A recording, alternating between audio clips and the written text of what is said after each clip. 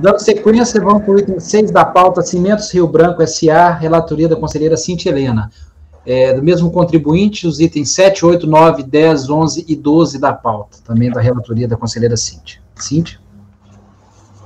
Bom, eu só vou adiantar os itens 6, 8, 10 e 11 são idênticos, e os itens 7, 9 e 12 têm o mesmo resultado, mas só tem um detalhe diferente e eu vou colocar depois, fazer a abordagem.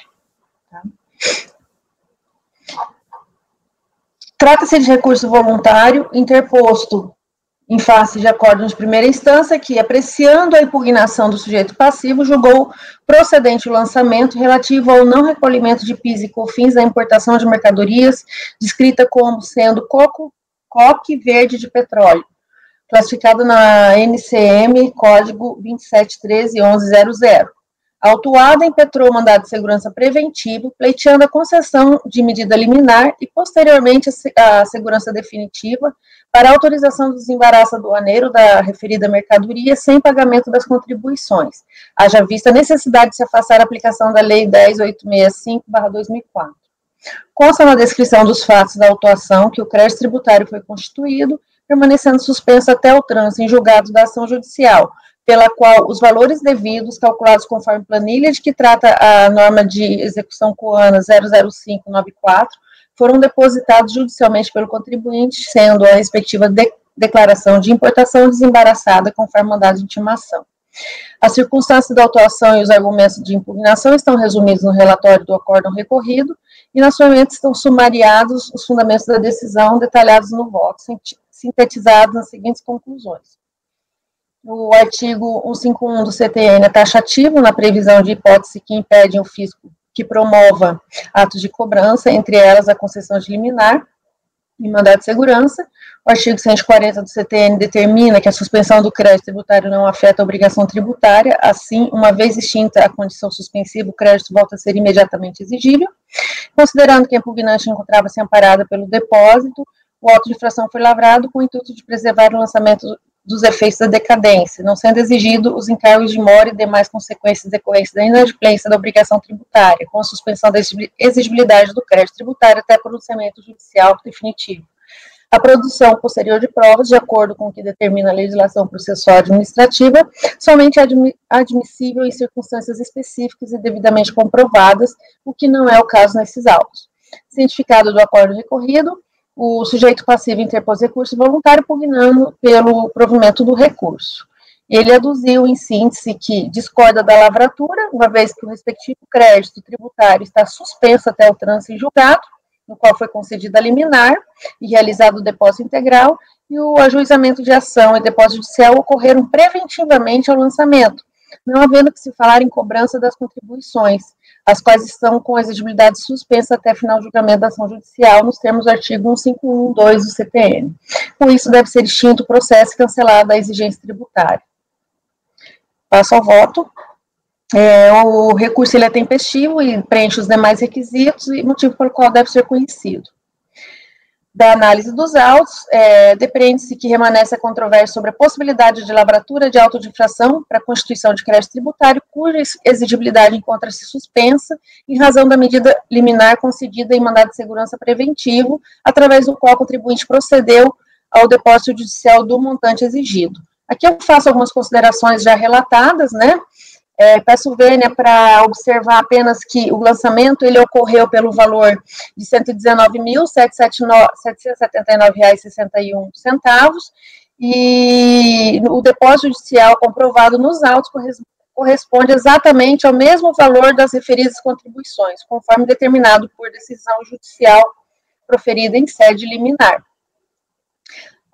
Com relação à alegação da contribuinte que não poderia o lançamento ter sido efetuado em virtude da liminar concedida judicialmente para a suspensão da exigibilidade do crédito tributário e o depósito judicial realizado, incide o artigo 151, inciso 2 do CTN.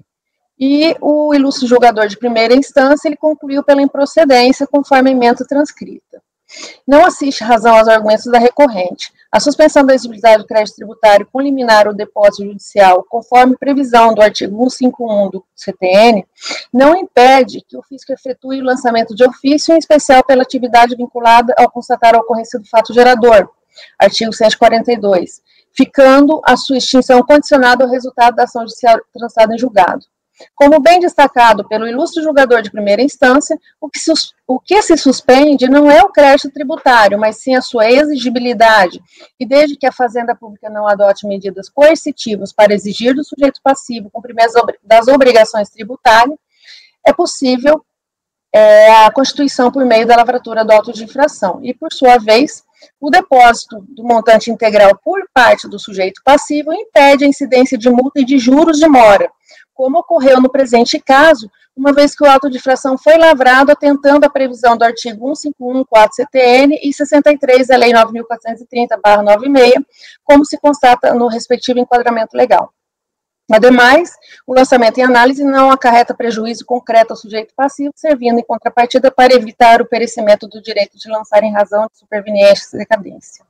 E, como já mencionado neste voto, com o trânsito em julgado da ação judicial, o montante depositado será objeto de levantamento pelo depositante ou conversão em renda da União, a depender do resultado favorável ou desfavorável ao contribuinte.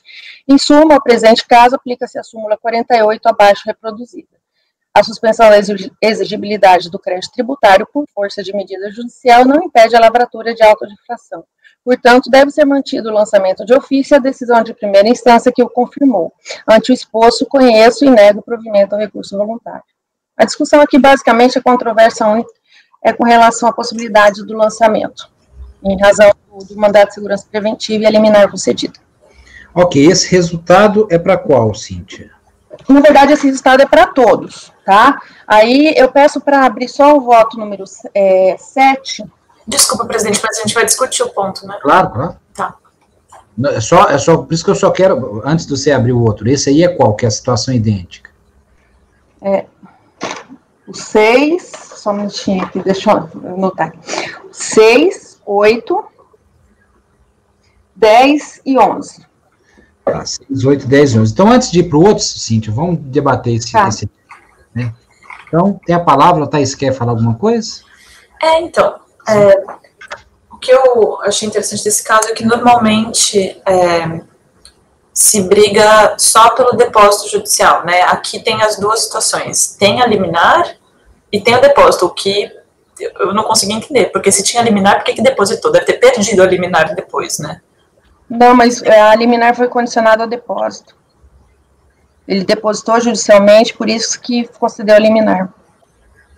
Bom, então não precisava da liminar, né? Porque os efeitos do depósito já são da liminar, que é a suspensão da exigibilidade. É uma liminar sem objeto, digamos assim. Inclusive, o auditor fiscal, ele consignou no auto de infração, né, que ele estava cumprindo, cumpriu o mandado de intimação, e ele lavrou para fingir de evitar a decadência, mas ele não cobrou juros, multa, etc. Entendi. Então, eu acho que esse que é o ponto sensível desse tipo de caso. É muito claro que a fiscalização tem o direito, o dever de lançar, constituir o tributo por via de auto de infração para prevenir decadência. Está no artigo 63 da Lei 9.430, ninguém vai brigar por conta disso, né? Mas, quando tem-se especificamente o depósito judicial, então não é liminar, não é nada que não seja um depósito judicial. Quando se tem o depósito judicial, não existe o problema de ter decadência. Por quê? Porque, segundo a própria Fazenda Nacional defende nas suas teses, no STJ, e ganha, porque é isso mesmo, o depósito judicial equivale ao lançamento por homologação. Porque o contribuinte calcula o tributo e faz esse pagamento no rosto dos autos, né? E o que a Fazenda vai fazer depois disso? Uma vez que o contribuinte, por exemplo, perca a ação, for sucumbente, ela vai, desse depósito, ter o prazo prescricional, e não decadencial, na verdade, do trânsito da ação, o prazo prescricional para executar diretamente. Não existe mais problema de decadência aqui. Por isso que eu não concordo com esse posicionamento, nunca concordei. Sempre que eu me deparei com esse tipo de caso no CARF, eu votei pela desnecessidade do lançamento, quando a gente está falando de depósito judicial do montante integral, e isso esteja demonstrado nos autos. porque na prática isso equivale ao lançamento por homologação. E a jurisprudência do STJ é toda nesse sentido, né, de que também, na hipótese da existência do depósito, isso fica, em termos de direito tributário, equiparado ao lançamento por homologação, aí exatamente para vias de execução, que é o interesse da própria fazenda, né? Então, eu acho que a gente decidiu o contrário, assim, o contribuinte e a fazenda ficam com, na verdade, um julgamento que fica um pouco disléxico, né? Porque no final das contas, ou bem isso está constituído e a fazenda, como ela quer e defende, vai direto aí para execução, e a gente está falando de um prazo prescricional, então não é necessário um auto de infração, e ele não pode existir, como nesse caso, ou bem a fazenda não pode executar, e a gente está falando ainda de esfera administrativa, decadência e tal. Então, são teses que é uma tese que ela precisa ser vista de uma maneira global, né? Não dá para ser metade de cada coisa, porque senão a coisa não para em pé. Então, adotando aí o posicionamento do próprio STJ, nesses julgados, inclusive, tem repetitivo, tá? O repetitivo que eu estou falando é o RESP 1.140.956, em que o ministro Luiz Fux, na época, ministro do STJ, dizia: os efeitos da suspensão da exigibilidade pela realização do depósito integral tem o condão de impedir a lavatura do auto de infração. Então, eu nem vejo como a gente fugir disso em termos de regimento interno do CARF. Tá? Então, por essas razões, eu tenho um posicionamento diferente a respeito do tema e peço licença para a relatora para expor a minha divergência nesse caso, presidente. Thaís, nesse caso seu também, que você citou, também não necessitaria entregar DCTF, nada. Como é que ficaria o controle desse crédito aí na Receita Federal, sem auto de infração, sem a DCTF? Normalmente eles sabem da ação, né? Não tem um departamento lá que fica controlando a ação? E daí, quando a ação transitar em julgado a favor de uma parte ou da outra, vai ter as consequências necessárias aí. Se o contribuinte perder, ele vai ter isso executado já diretamente. Entende? É contraproducente até em questão de eficiência, celeridade. Thaís, nós discutimos isso aqui. Já, não é a primeira vez. Deve ter 1 ano ou 2, eu lembro com o Valdir também, já tivemos essa discussão. Sim. E até o que o Pedro está destacando aqui, eu acho que foi a posição que nós firmamos, né, com relação de controle, para fins de controle do crédito tributário mesmo, na Receita. Acho que o Pedro fez o mesmo levantamento na época, se eu não me engano. Uhum. Não, e é controverso no caso mesmo. Existe decisão em sentido contrário, nos meus votos sobre isso eu cito, mas não é pacífico, não. Eu encontro... Acho que não é prejuízo ao contribuinte também, né? O fato de lavar esse auto não há prejuízo ao contribuinte. Isso. Eu encontrei várias decisões, algumas decisões no sentido que a Thaís está colocando, realmente, mas como o Pedro acabou de abordar, né, eu até mencionei aqui no voto que o lançamento ele não acarreta prejuízo concreto ao contribuinte. Então, neste caso, entendo que não há o porquê não lançar, mesmo porque ele não aplicou juros, não aplicou multa, então o que está discutindo é apenas o principal. A Lara gostaria de falar, Lara? Sim, presidente, nesse caso eu tenho uma dúvida aqui. Porque se o agente, no caso, negar provimento para o recurso voluntário, o que vai acontecer com o débito? Ele vai para onde no final? Para a cobrança? Porque aí, nesse ponto, eu acompanho a Thaís no seguinte sentido, no meu entendimento, né? Nesse caso aí seria... o procedimento, eu acho que correto seria o lançamento, fazer o lançamento e se informar no sistema ação judicial, através da equipe que faz o acompanhamento de ação judicial, né? Para que aí a cobrança do débito fica suspensa. Não, mas é isso que acontece. Mas foi o que aconteceu. É isso que acontece. Esse relatório tem exigibilidade suspensa no sistema, claro. Inclusive, como mencionado... como mencionado, o próprio auditor fiscal consignou na descrição dos fatos que encontra-se suspenso. Isso. Eu acho que o meu ponto, Lara, é que não precisaria do auto, que a Receita Federal poderia fazer esse controle sem o auto de infração, justamente porque ele não vai ser preciso, porque o depósito já equivale ao lançamento por homologação, porque isso já foi calculado e está lá, e vai ser convertido em renda em favor da fazenda uma vez que o contribuinte perder a ação. Então, fica um negócio, e eu não sei, eu particularmente, assim, não me compadeço nem um pouco com o argumento de que não tem prejuízo para o contribuinte. Uma empresa tem um auto de infração para cuidar, ter esse controle, precisar contratar advogado, se for um auto grande, sim. E, na verdade, para mim, a questão grande é jurídica, que é o que eu falei. Eu acho que a coisa perde o objeto, fica sem objeto, porque, a depender do que for decidido na justiça, isso aqui vai estar totalmente esvaziado. Isso. Mas Lara, mas o auto para prevenir a decadência é isso. Não, é isso. Eu conheço esse procedimento da fiscalização, a fiscalização tem esse procedimento, mas eu acho que esse desenrolar do processo administrativo sobre um auto de infração que está em discussão na justiça, sobre um lançamento, que está em discussão na justiça, é uma coisa totalmente infrutífera.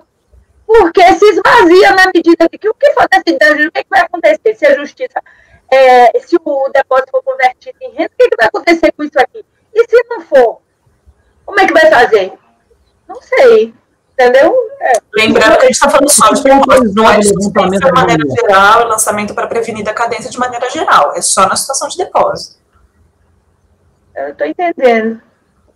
Então, eu só queria fazer essa colocação, mas e também estava preocupado com a questão da suspensão do débito, só para que não houvesse a cobrança em duplicidade. Mas tudo bem. Thaís. Renan.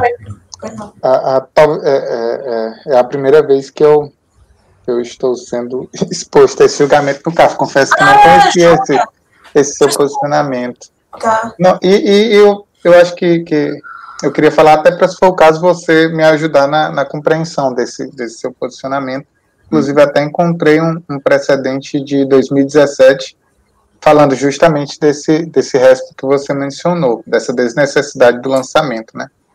Bom, de início, para mim, já soa bem estranho, né, essa questão de lançamento por meio do depósito judicial. Para mim, já soa um pouco estranho. Como que o depósito judicial é um meio de lançamento? Enfim, mas ultrapassado isso, já que isso foi decidido pelo próprio STJ, né, o que me preocupa nesses casos é que, via de regra, nesses depósitos do montante integral, muitas vezes o que vira litígio é o integral. É justamente a verificação se, de fato, o depósito correspondeu ao montante que o fisco exige, não que o contribuinte entende como devido, né, já que esse montante integral tem que ser, já que visando garantia secreta tributária, tem que ser o montante que o fisco calcula.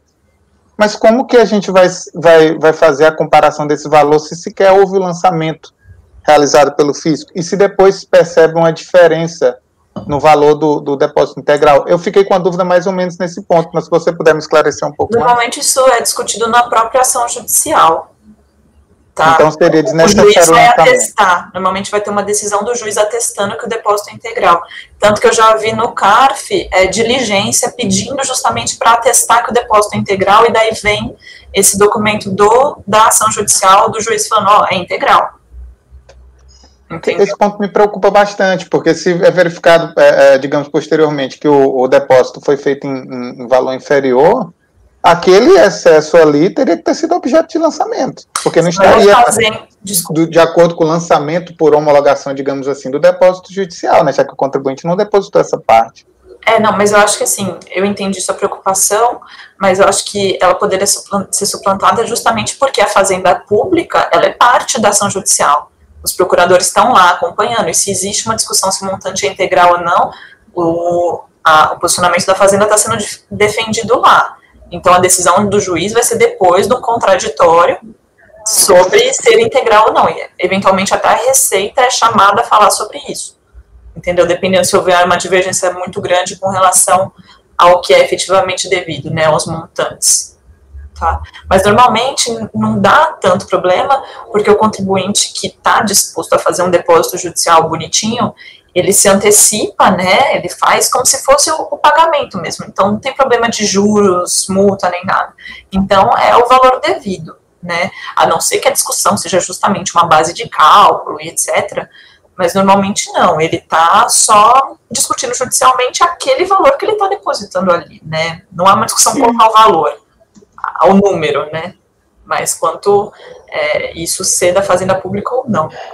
Então, quando há dúvida, normalmente, esse problema aparece tanto na ação judicial como no CAF, já vi sendo convertido em diligência, mas normalmente tem que ter claro que o depósito é integral. E isso eu vi aqui no caso da Cíntia em algum lugar. Se você puder me confirmar, Cíntia, que no caso aqui não há dúvida que é integral o depósito, né? Então, inclusive, isso foi confirmado no próprio auto de infração. Aí, tá vendo? Às vezes a própria autoridade fiscal autuante verifica isso. Então, é integral, não há dúvida sobre isso. Mas veja bem, Thaís, foi atestado no ato do lançamento. Esse é o ponto. Tá, mas agora é isso que a gente está falando aqui. Eu acho que não de ofício. Então, mas a fiscalização tem muitos meios, muitos mecanismos de verificar isso e controlar. Para mim, não seria necessário o auto de infração. Sim. Perfeito. Mais algum esclarecimento, gente? Estão prontos para votar? Não, eu só gostaria de acrescentar que eu acho que a questão está posta para a justiça. No meu modo de ver, aí a questão foi colocada para a justiça em relação ao valor. Em relação a... Não vejo como a gente possa discutir isso aqui. Porque, a depender do que for decidido aqui, vai ficar uma coisa... Se o juiz não considerar indevido o que vai acontecer com esse lançamento? Se o juiz der a procedência da ação, do pedido. Ele é extinto pela decisão judicial. Aí pronto, isso aqui fica... Mas esse é por a prevenção de decadência é assim. Mas... Bom. É a regra do auto de previsão... A contestação, então, é contra todo o auto de infração para prevenir a decadência, contra esse instituto. Porque é a situação que é comum. Não, eu sei. Decadência para você quantificar isso e ficar registrado lá no sisteminha da Receita para controle. Se por acaso vier a decisão favorável ao contribuinte, está extinto. Se vier contrário ao contribuinte, extingue-se também por conversão de renda. Então... É por isso que o Pedro colocou, e eu concordo, não há nenhum prejuízo, isso é mais para fins de controle. Né? Mas a Thaís está colocando que tem outras formas de controle, mas está posta a divergência, acho que essa situação. Mas perfeito. Podemos, então? Então, Pedro? Eu acompanho a relatora, integralmente. Ok. Renan? Com a relatora, professor. Renata? Presidente, eu vou acompanhar a relatora. Eu divido do entendimento da STJ, entendo que depósito é mera garantia, do que pelo qual o lançamento é necessário. Então, por essas razões, eu entendo que está perfeito aqui o voto da relatora e por isso concordo com eles. Ok, Lara? Não, eu vou acompanhar a relatora com as observações que eu faço, mas sabendo que se não houver prejuízo para o contribuinte em relação ao procedimento e o esclarecimento de que o débito está suspenso para que evite a cobrança e duplicidade. Nesse sentido, eu acompanho a relatora. Ok, lá. Sabrina? Na minha turma, nós já discutimos muito sobre isso. E, na época, eu até... acompanhei o relator, mantendo a autuação, porque no processo judicial o depósito já tinha sido convertido em renda. Mas eu acho que tem razão a Thaís. Uma vez depositado integralmente, não vejo necessidade de lavrar o auto. Em alguns casos tem até lançamento da multa, dos juros. Então, eu abro divergência e eu voto pela nulidade do auto. Ok. Thaís? Bom, presidente, já coloquei o meu ponto, né? Eu vou acompanhar a divergência. Ok, eu acompanho integralmente a relatora. Então, acorda os membros do colegiado por maioria de votos e negar provimento ao recurso voluntário, vencidas as conselheiras Sabrina Coutinho Barbosa e Thaís Laurentiis Galcovitch. Isso aplica-se para os itens 6, 8, 10 e 11 da pauta. Agora a gente vai ver os demais, Cíntia. Tá, eu peço para abrir o voto 7. Final 2005-11. A diferença com relação ao voto anterior, eu deixei destacado em amarelo para o colegiado acompanhar. No caso dos itens 7, 9 e 12, a DRJ, ela não conheceu, tá, a impugnação em relação às exigências de PIS e COFINS, declarando definitivo administrativamente o crédito tributário relativo às mesmas, bem como julgou improcedente a impugnação em relação às demais matérias. Nas folhas 3 aqui, né, eu especifico melhor que o ilustre julgador de primeira instância concluiu por não conhecer, né, com relação, e declarou definitivo administrativamente. Com relação ao conhecimento das matérias trazidas em defesa, observo que, por se tratar de a controvérsia especificamente sobre a possibilidade de lavratura de auto de infração para a constituição de crédito tributário na situação em análise, deve ser conhecido o recurso e analisados os fundamentos invocados pela recorrente, o que não implica na análise do mérito sobre a obrigação tributária, a qual é objeto de discussão no âmbito judiciário e, portanto, ficando a sua extinção condicionada ao resultado da ação judicial transitada em julgado. Com isso, passo a análise sobre a possibilidade do lançamento de ofício ocorrido neste processo. Só foi essa questão do não conhecimento, porque a DRJ entendeu que não deveria conhecer o mérito da discussão, uma vez que já estava sendo tratado na esfera judicial, né, e ela fez essa análise só com relação a essa possibilidade. Então, eu estou conhecendo do recurso para que seja analisada especificamente a possibilidade do lançamento de ofício. E aí a minha conclusão é a mesma dos anteriores. Ok. Alguém, acho que dá para aplicar o mesmo. É o mesmo resultado. Né, Thaís? Você concorda com isso? Acho que é o mesmo resultado, né? Se o colegiado entendesse diferente, é complicado, né? Porque, em tese, a DRJ teria que ter julgado, né? Sim. Teria que ter falado sobre isso. Ela não entrou no mérito da discussão que é objeto da ação judicial, que é com relação a exigência de PIS e COFINS da importação com relação ao que é tratado judicialmente, né? E ela abordou sobre a possibilidade de lançamento de ofício. Então, aí, neste caso, eu só fiz essa alteração. Ela não conheceu com relação ao mérito da incidência da contribuição, das contribuições específico. Mas aí... Mas porque concomitância? Não entendi. Não, na verdade, não aplicou a concomitância. Ela trouxe essa observação de não conhecimento com relação à exigência de PIS e COFINS, né?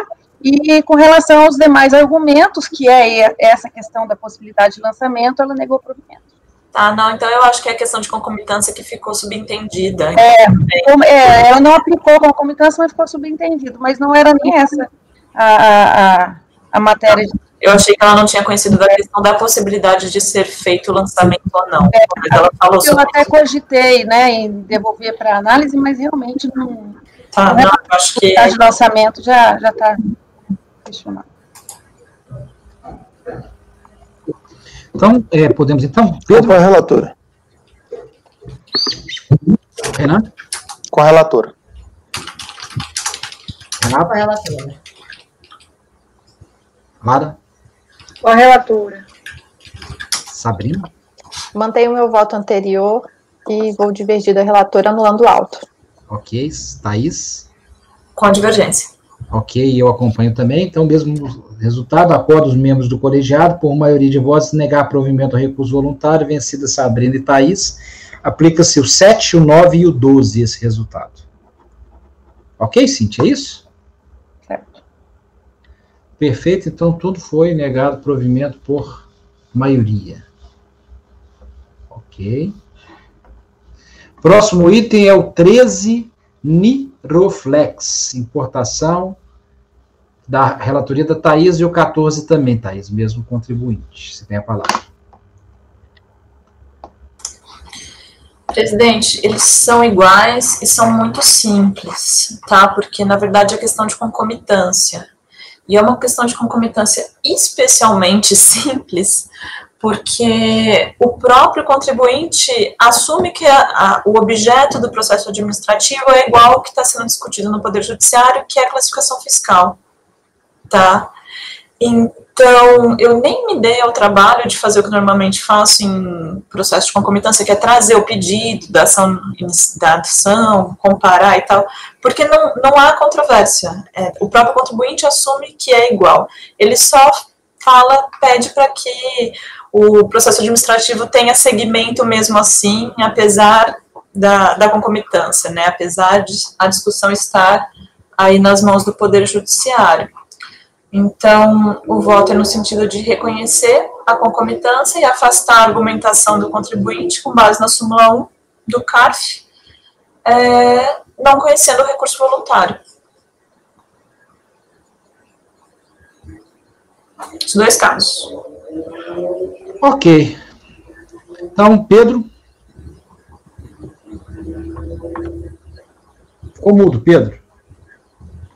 Acompanho a relatora. Ok. Cíntia? Com a relatora. Renan? Com a relatora. Renata? Acompanho. Lara? Acompanho, presidente. Fatina? Com a relatora. Eu também acompanho. Acordo os membros do colegiado por unanimidade de votos e não conhecer o recurso voluntário. O mesmo resultado é o 13 e o 14, né, Thaís? Isso, presidente. Ok. Esse é um processo dos sonhos de todo relator, né? Eu achei que fosse ser o lote inteiro, assim, já comecei a vibrar, mas não era. Beleza, então vamos para o último processo, Unipauta, o último processo da pauta, Unipauta, o item 15, relatoria do Pedro. Vamos lá, Pedro. Esse aqui que é do sonho, presidente. Você vai ver. Unipauta aqui. Por bem relatório, se falta do relatório da decisão recorrida, com devidos acréscimos. Contra o contribuinte acima qualificado foram lavrados autos de infração de folhas tais e tais, referente respectivamente ao lançamento de COFINS de importação e PIS de importação. O lançamento acima citado encontra-se discriminado nos 2 autos de infração. De acordo com o relato da fiscalização e os documentos acostados nos autos, depreende-se que os lançamentos foram efetivados para a prevenção da decadência, em virtude de o contribuinte ter impetrado mandado de segurança junto à 7ª Vara de Pernambuco, processo tal, de onde obteve decisão liminar determinando a liberação da mercadoria importada e ter efetuado, ainda com base na citada decisão, depósito judicial do montante integral dos tributos lançados, incidente sobre a operação de importação referente a DI número tal, registrado em 9/10/2007, conforme DAF juntada aos autos, anexo 4, que aponta os valores de R$ 118.587,37 e R$ 25.745,94, correspondendo respectivamente às contribuições a COFINS e PIS, incidente da importação. Regularmente notificada no lançamento 11/12/2007, o contribuinte apresentou impugnação em 9/1/2008, onde formula em síntese as seguintes razões de defesa. Aduz que se encontra suspensa a exigibilidade dos tributos lançados em face da determinação contida no inciso 2 e 4 do artigo 151 do CTN. B. Faz referência à natureza jurídica das contribuições incidentes na operação de importação e questiona o lançamento de ofício, argumentando que a base de cálculo utilizada para a obtenção do valor aduaneiro, ou seja, o valor utilizado para o cálculo das referidas à contribuição, não poderia levar em conta os índices alíquotas correspondentes à COFINS de importação e PIS de importação. Alega que a Lei 10.865/2004, ao definir a base de cálculo das contribuições, cujo lançamento é contestado, extrapolou os limites postos pela Constituição Federal, CTN e Regulamento Aduaneiro, além de ter criado um conceito de valor aduaneiro específico para as referidas contribuições, diverso daquele fixado no artigo 7 do Acordo Geral de Tarifas de Comércio GATT de 94, o qual sustenta que deveria ser observado em vista do que reza o artigo 98 do CTN e pelo artigo 75 do já referido regulamento aduaneiro. D. Apresentando excetos doutrinários e jurisprudenciais, prossegue defendendo a tese da inconstitucionalidade da Lei 10.865/2004. Contesta a cobrança dos juros Selic, aduzindo que, além de abusivos, seu implemento somente poderia se dar por lei complementar, sendo inconstitucional sua aplicação, posto que baseada em legislação aduaneira. Para sustentar seus argumentos, transcreve a ementa de julgado do STJ. Ao final, requer o cancelamento do lançamento. Ato contínuo, a DRJ São Paulo 1 julgou a impugnação contribuinte nos seguintes termos sintetizados na ementa do acórdão recorrido. Então, foi reconhecido aqui concomitância com a ação judicial dele, né? E a única matéria que seria diferente da ação judicial seria a questão dos juros, a cobrança dos juros sobre o auto de infração. Em seguida, foi negado provimento à impugnação. Né? Em seguida, devidamente notificada, a recorrente depois do presente recurso voluntário pleiteando a reforma do acordo. Neste recurso, a empresa reiterou as questões citadas de mérito apresentadas na sua impugnação. É o relatório. Passando ao voto. O recurso voluntário é tempestivo, mas parte dele não atende a todos os requisitos de admissibilidade, uma vez que se verificou a concomitância de discussões com o mesmo objeto no âmbito administrativo e judicial, devendo, por isso, ser conhecido parcialmente, como a seguir se demonstrará. Inicialmente, vale ressaltar o que dispõe a portaria MF 343, de 9 de 5 de 2015, que aprovou o RICAF vigente em verbis.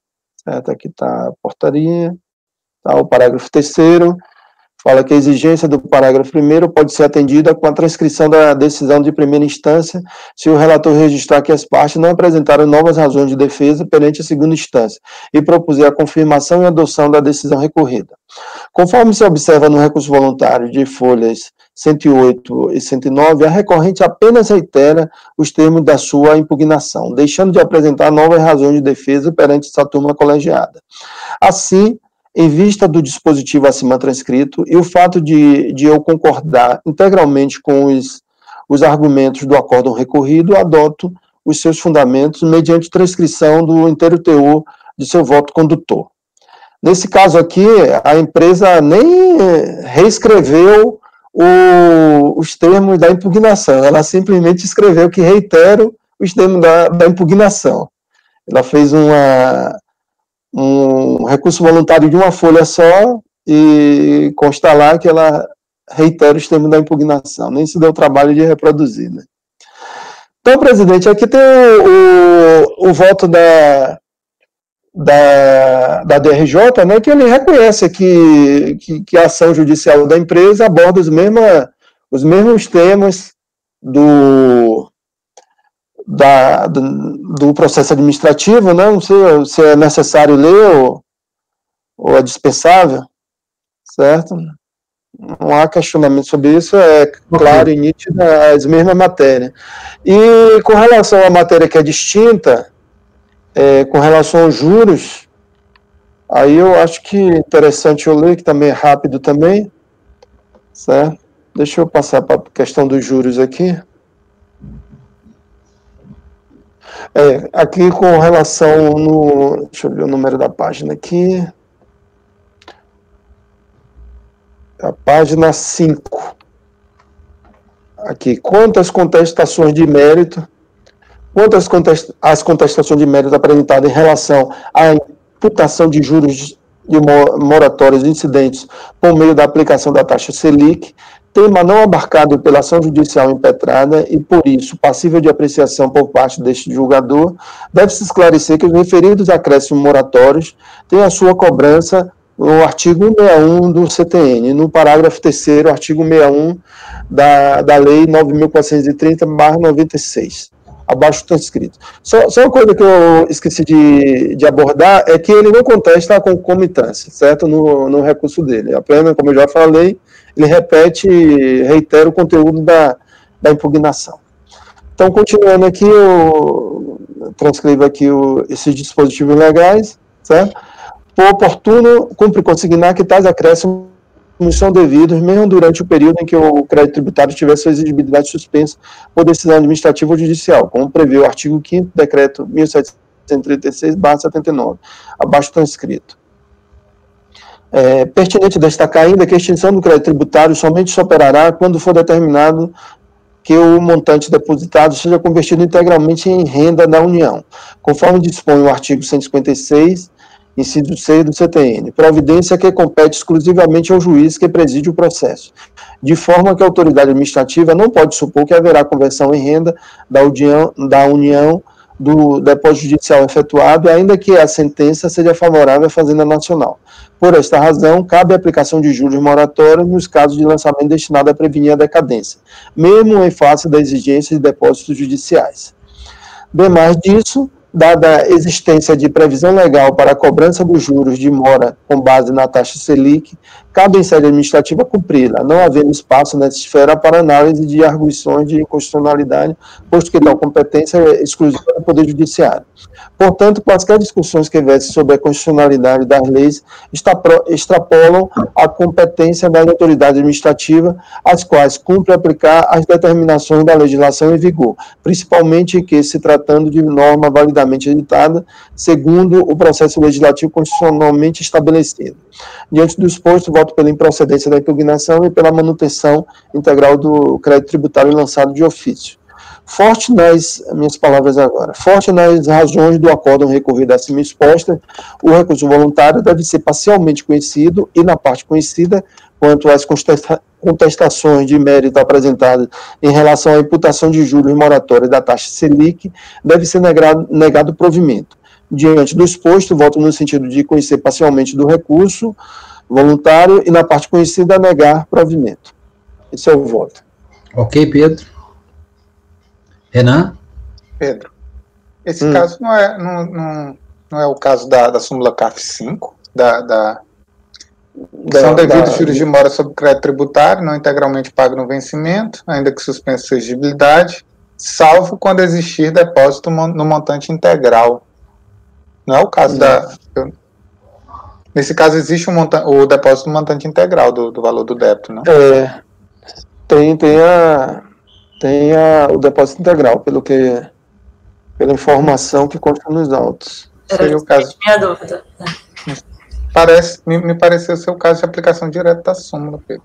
De aplicação direta da súmula, né? Que ele prevê a incidência de juros quando suspensa a exigibilidade, a menos que exista depósito no montante integral. Então, existindo o depósito, não teria por que existir a incidência de juros nesse caso.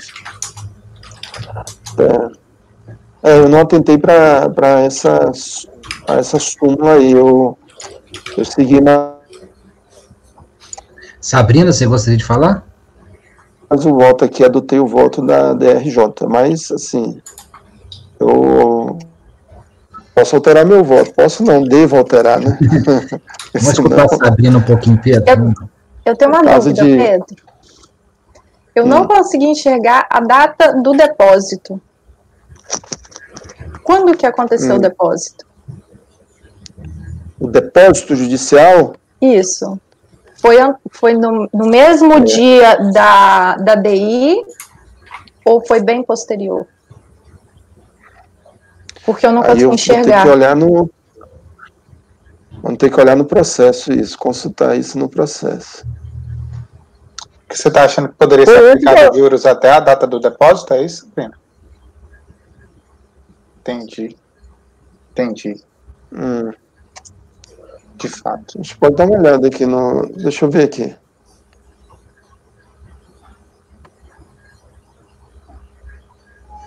Deixa eu entrar aqui no...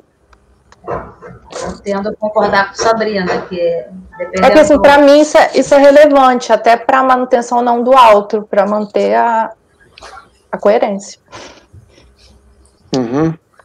Pelo relatório aqui fala que teve uma liminar, e daí depois... Exatamente.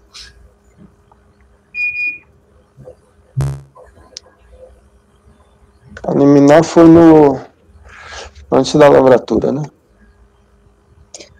Esse processo acho que é anterior, inclusive, à declaração de importação. A declaração de importação foi registrada em dia 9 de outubro de 2007. Exato.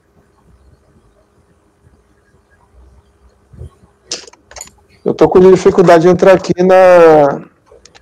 no processo. Se alguém puder entrar aí. Estou tentando também, tá, Pedro? Vamos ver.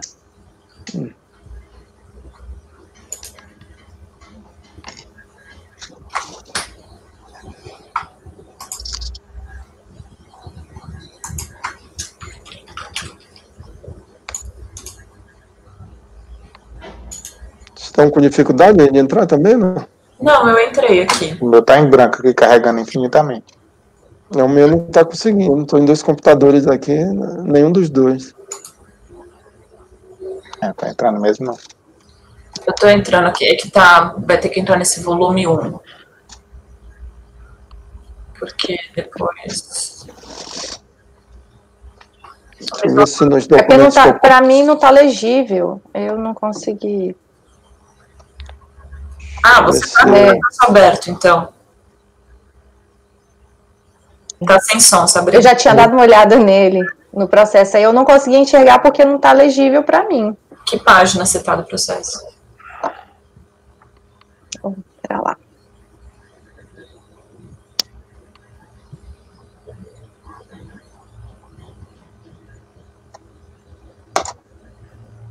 Não abre, não. De jeito nenhum. O meu tá no obtendo documento para sempre, sabe? Eu tenho que tentar abrir o processo, Thais, porque eu tinha olhado mais cedo. Eu não tinha marcado a página. Ah, entendi. Achei que você estava com ele aberto agora.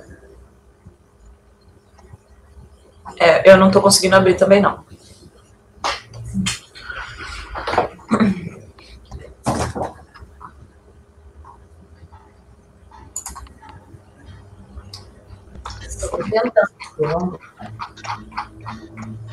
Peraí que eu...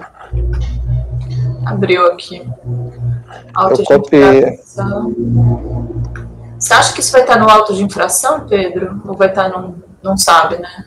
Deixa eu ver aqui, eu consegui, eu tinha copiado aqui o volume dele, o volume único. Eu estou dando uma olhada aqui.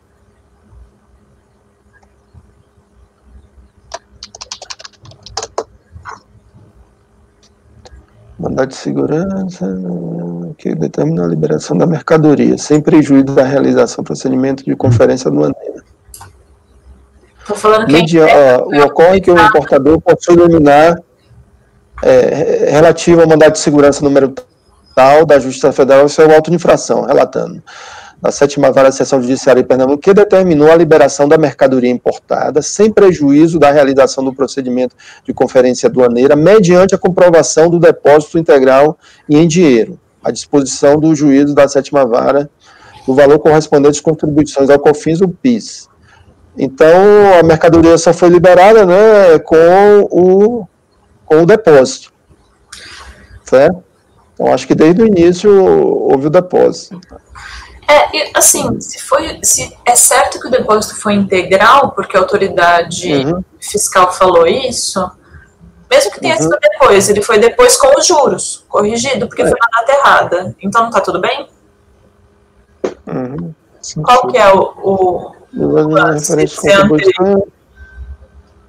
porque o importante é ser integral, não é isso? Então, é porque assim, quando eu olhei, os valores não batem. Então, eu penso que talvez tenha sido até posterior ao registro da DI, entendeu? E lá não teve juros. Então, para mim, isso altera. Assim, os depósitos judiciais são os valores um pouco menores, maiores, aliás. Né? Exato.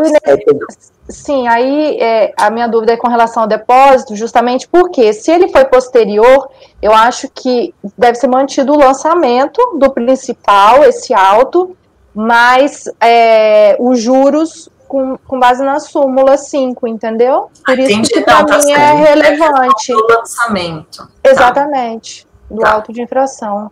Não, parece claro que é posterior aqui. O primeiro, quer dizer, é posterior à declaração, não posterior ao auto. Eu não sei se eu entendi bem se a questão é É o auto de infração. Posterior à declaração, não pode ter feito alguns dias depois do fato gerador, né? Sim. Mas o auto de infração veio depois de tudo isso. O auto de infração veio depois, tanto que ele cita a realização do depósito, a decisão judicial, né, que a mercadoria foi liberada mediante o depósito do montante integral. Mas realmente há uma divergência aqui, o depósito foi um valor um pouco maior do que o valor lançado. Provavelmente corrigiu esses juros desses dias aí da diferença, né? Uhum.